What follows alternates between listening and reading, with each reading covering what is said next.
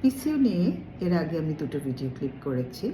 PCO কী, এর লক্ষণগুলো কী, এটা কেন হয় সে সম্পর্কে আমি বলেছি। আজকে বলবো এর চিকিৎসা সম্পর্কে। তো পলিসিস্টিক ওভারিয়ান ডিজিজ বা পিসিও, এটি তো হরমোনজনিত একটি রোগের নাম। এই রোগটাকে নিয়ন্ত্রণ করার জন্য, এই রোগটাকে কন্ট্রোল করার জন্য কিছু ট্রিটমেন্ট আছে, কিন্তু এর 50% যে পিসিওতে ভুগছে তার উপর নির্ভর করছে এবং 50% আমাদের উপর নির্ভর করছে। কেন 50% পেশেন্টের উপর নির্ভর করছে? কারণ পিসিওর যদি 1 number treatment, 2 number treatment, 3 number treatment যাই বলি কেন, এটা লাইফস্টাইল মডিফিকেশন। তার মানে হচ্ছে নিয়ন্ত্রিত জীবনযাপন করতে হবে। এই যেমন সকালে ঘুম থেকে ওঠা, মিলগুলো যেগুলো আমরা ব্রেকফাস্ট, লাঞ্চ বা ডিনার করি, টাইমলি খেতে হবে এবং খাওয়ার সময় কি কি করতে হবে সে সম্পর্কে না হয় পরে বলবো, আগে লাইফস্টাইল সম্পর্কে বলি। তাহলে খাবারগুলো টাইমলি খেতে হবে। সারাদিন কাজকর্ম যা আছে সেগুলো তো করবেন, এরপর 1 ঘন্টা সময় রাখতে হবে নিজের জন্য, তাতে করে ব্যায়াম করতে হবে। আধা ঘন্টা, হাফ অ্যান আওয়ার হাঁটবেন, সেটা যেখানেই হাঁটেন, এটা আপনার বাড়িতে হাঁটতে পারেন, ঘরের যে লম্বা জায়গাটা আছে সেখানে হাঁটতে পারেন, বাইরে হাঁটতে পারেন, অথবা ট্রেডমিলেও হাঁটতে পারেন। হাফ অ্যান আওয়ার হাঁটবেন এবং বাকি হাফ অ্যান আওয়ার ব্যায়াম করবেন এবং রাতে যে ঘুমোতে যাবেন সেটা যেন টাইমলি হয়, যেটা কিনা 11টা থেকে 11:30টার মধ্যেই যেন ঘুমাতে যান এবং সকালে যেন ঘুম থেকে ওঠেন। এভাবে নিয়ন্ত্রিত জীবনযাপন করতে হবে। এবং আরেকটা ব্যাপার হচ্ছে, কারো যদি কোনো বদ অভ্যাস থাকে সেগুলোকে বাদ দিতে হবে। আচ্ছা, এরপর আছে খাবার, ডায়েট। অবশ্যই পেশেন্টের ওজন অনুযায়ী একটা ডায়েট প্ল্যান করতে হবে। সেক্ষেত্রে একজন ডায়েটিশিয়ানের কাছে গেলে ভালো হয়।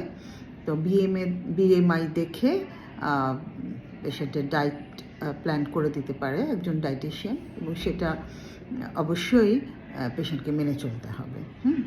আমি ডায়েটিশিয়ান না, তারপরেও আমি বলে দিই, যেমন আপনি যখন ব্রেকফাস্ট করবেন, সকালে ব্রেকফাস্টটা যেন 8টা, 8:30টার মধ্যে হয় এবং এই সময় আপনি ব্যালেন্সড ডায়েট খেতে হবে। তাহলে আপনি একটু রুটি নিতে পারেন, দুটো লাল আটার রুটি, সেদ্ধ আটার রুটি, পরোটা বা অন্য কিছু অ্যাপ্লিকেবল না। কিছু সবজি আবার ভাজি না, সবজি গ্রেভি সবজি, এবং একটা ডিম খেতে পারেন। আচ্ছা, এরপর যদি চাটা কোনো অভ্যাস থাকে তো গ্রিন টি বা ব্ল্যাক টি। এটা গেল আপনার সকালে ব্রেকফাস্ট। এরপর আসেন দুপুরে লাঞ্চ করবেন 2টা থেকে 2:30টার মধ্যে লাঞ্চ করবেন এবং এক্ষেত্রে একটা প্লেটের মধ্যে খাবার নিয়ে নেবেন। ভাত আপনি খেতে পারেন, ভাত 1 কাপ, জাস্ট চায়ের কাপের 1 কাপ ভাত। তবে সবজি খাবেন বেশি করে, সালাদ নেবেন, তারপর মাছ নিতে পারেন, 3-4 টুকরা মাছ নিতে পারেন, তারপর ডাল হাফ কাপ। এইভাবে করে আপনার খাবারটা সাজিয়ে নেবেন এবং রাতে যখন ডিনার করবেন সেটা যেন 8টা থেকে 8:30টার মধ্যে হয়। এক্ষেত্রেও আপনি এমন করেই আপনার প্লেট সাজাতে পারেন, ঠিক আছে? তো এক্ষেত্রে আপনার আর বাকি যে সময়টা থাকে, যে ব্রেকফাস্ট এবং লাঞ্চ এবং ডিনার, এই যে মাঝামাঝি সময়টাতে, এই সময়টাতে কিন্তু আমরা অনেক আচুর-কুচুর জাতীয় খাবার খেয়ে থাকি, চিপস, চানাচুর, আরও অনেক কিছু খেয়ে থাকি, এগুলোকে বাদ দিতে হবে। আর সুগার বা চিনি জাতীয় খাবারগুলোকে বাদ দিতে হবে। পর্যাপ্ত পরিমাণ পানি খেতে হবে, 10 থেকে 12 গ্লাস পানি খাবেন, গরমের দিন হলে আরও বেশি খাবেন। আর ফল খেতে পারেন, ফ্রুটস খেতে পারেন। সেক্ষেত্রে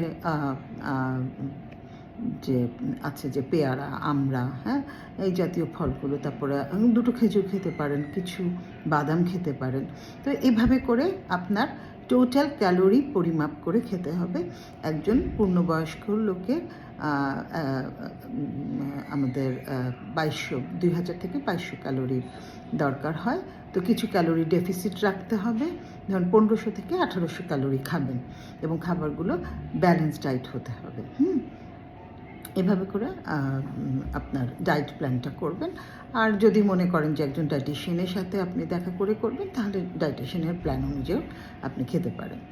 এই গেল লাইফস্টাইল এবং ডায়েটিশিয়ান, এতে করে কিন্তু আপনার 50 থেকে 60% আপনার রোগ ভালো হয়ে যাবে। আচ্ছা, এরপরে আমরা পেশেন্টের কমপ্লেইন অনুযায়ী বিভিন্ন ওষুধ দিয়ে থাকি। এর মধ্যে যেহেতু আমি আগে বলেছি যে এখানে ইনসুলিন রেজিস্ট্যান্স হয়, সে কারণে আমরা কিছু মেটফর্মিন জাতীয় ওষুধ দিয়ে থাকি, যেগুলোকে বলা হয় ইনসুলিন সেন্সিটাইজার।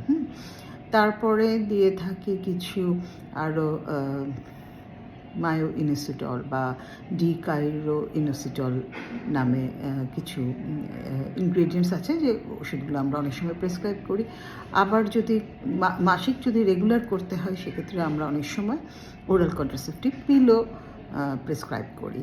আর পিসিও সাথে যদি কেউ ইনফার্টিলিটির প্রবলেম নিয়ে আসে, সেক্ষেত্রে আমরা ওই লাইনে ট্রিটমেন্টটা দিয়ে থাকি, ইনফার্টিলিটি লাইনে ট্রিটমেন্ট দিয়ে থাকি। তবে পিসিও সম্পর্কে আমি বলবো যে PCO is a controllable disease and it is not curable. এটা টোটালি কখনোই কিউরেবল হয় না। কিছুদিন ভালো থাকবেন, আবার প্রবলেমটা হবে। তবে আপনি যদি আপনার লাইফস্টাইলটাকে ঠিক রাখেন এবং ডায়েট প্ল্যান করে একটা হেলদি লিভিং আপনি লিড করেন, তবে আপনার পিসিও অবশ্যই কন্ট্রোলে থাকবে এবং পিসিও সংক্রান্ত যে সমস্ত জটিলতা, সেগুলো হবে না। ধন্যবাদ।